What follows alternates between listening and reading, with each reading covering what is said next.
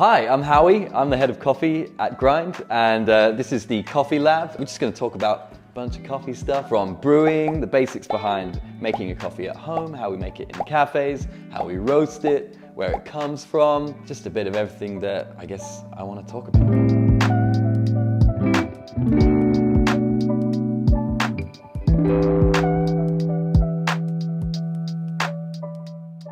So a little intro to Grind. We are a coffee roastery. We started 12 years ago in Shoreditch, and now we roast loads of coffee. It's all right, I was actually just about to lose my train of thought.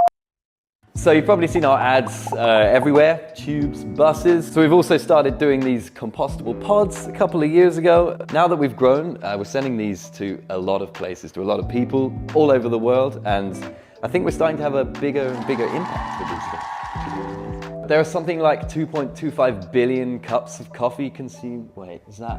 Yeah. Every day? Really? Every day? Damn. So over 2.25 billion cups of coffee are consumed every day. That blew my mind. There's so many different ways that people are doing it. There's different cups they're putting them in, different recipes. The beans are coming from a bunch of different countries. They're roasted in different ways, brewed in different ways. And I guess we're gonna try and simplify it all and make it a bit more digestible. Coffee is grown in mainly Central America, South America, Africa and Asia, basically between the tropics of Cancer and Capricorn. I can't remember which one is the top or the bottom one, but in that belt. Our biggest origin at Grind is Brazil. We just love Brazil. Love the culture, love the music, but also love the flavors of the coffee. It's really chocolatey and nutty, works really well with milk, and we love flat whites, so that's why we love Brazil. But also, to be honest, we buy coffee from all over the place now. I was in India recently, which is a new origin for us, but we bought a lot of Colombian stuff, El Salvador. I could go on, and I probably will in this series. Coffee is a lot. These coffee beans, there's a lot of work that goes into getting them here. So we start with our coffee trees, and they grow cherries. And inside the cherries, you have these two little stones. It's literally like the stones of a cherry. And we take those, and then they need to take all the fruit away from them, and then they need to be dried, and then we need to roast them and grind them, and then finally we can pass water through them and drink it. In the coffee family tree, you've got basically these two divisions. You've got Arabica and Robusta. Arabica is traditionally the kind of tastier, less bitter, slightly less caffeinated version. Robusta, as its name suggests, is more robust. It's better at dealing with disease. It grows at lower altitudes. A lot of people, especially in more traditional coffee blends, they'll blend a bit of one with the other. We tend to use a lot of Arabica because for us, it just has a bit more delicacy, a bit more fruit, a bit more balance. The farmers do a bunch of great work delivering green beans to us, and once you get these green beans delivered, there's a whole lot we can do. We can make this amazing, we can totally ruin it, and I guess our job in London as roasters is to take these raw materials and make them taste amazing. And we can do a whole lot with the roasts that we do. You can roast coffee light, you can roast coffee dark, you can lengthen certain parts of the roasting process. It's basically cooking, and there's a whole lot of cool stuff we can do when we cook the beans. Coffee contains a whole bunch of tasty things, including sugars. And what we're doing towards the end of a roast, towards that last part of a roast, we're caramelizing sugars. And caramelizing can be lighter or it can go darker. And the darker you go with caramel, the more you get these kind of bitter flavors going on. Yeah, when you decide to stop it is how much you want to let the coffee develop down that spectrum. Okay, so you've probably seen single origin on some bags of coffee around. That basically means that our coffee is from one farm, usually one farm or one cooperative. We actually love doing blends.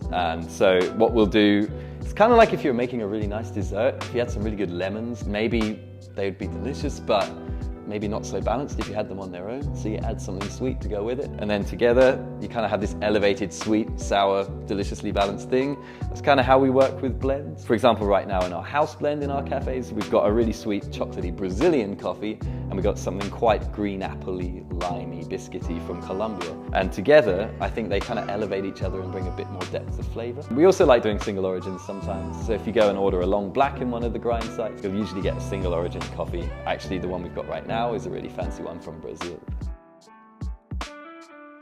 So I get asked this question all the time. How strong is this coffee? Strength in coffee is this weird thing where I think no one really knows what they mean when they ask, is a coffee strong or not? A lot of people think, is it really caffeinated? But a coffee bean actually has a set amount of caffeine. You can't add to it by roasting it in certain ways. If anything, you can only take little bits away. If you roast really dark, eventually you'll start to remove. In terms of caffeine, it doesn't really make much difference if you roast light or dark in how strong it is. Now, how bitter it tastes, which I think maybe is what people think of as strength, that's going to change depending on a bunch of stuff, like where the coffee is from, and you'll definitely get more bitterness if you roast darker. If you think of the roast as like a line like this, if you start a coffee and you roast it really, really light, it's going to taste quite grassy, quite floral. Then it's going to become a bit more acidic, a bit more fruity.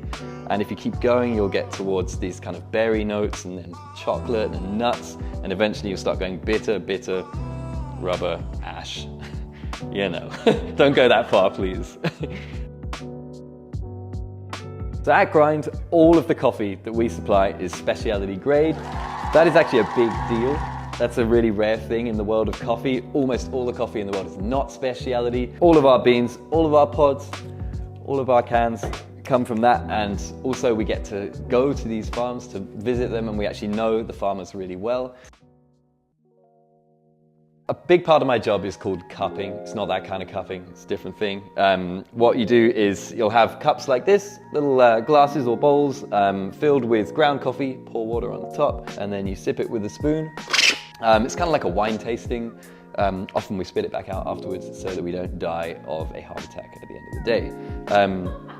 Yeah, it's a really good way of tasting coffees unbiasedly. They're all made the same, and this is how we check on things like our roast profiles, or if we're trying coffees and deciding which ones we're going to buy from a farm. This is also how people taste coffee in Brazil, in Colombia, everywhere. The noise, people ask me about the noise quite a lot. It's supposed to like get the coffee to spray over your entire palate when you do it, and you aerate it with the noise a little bit. I try not to be too loud. Some people are obnoxiously loud. I don't know, maybe this is obnoxiously loud. Yes, it is. I apologize.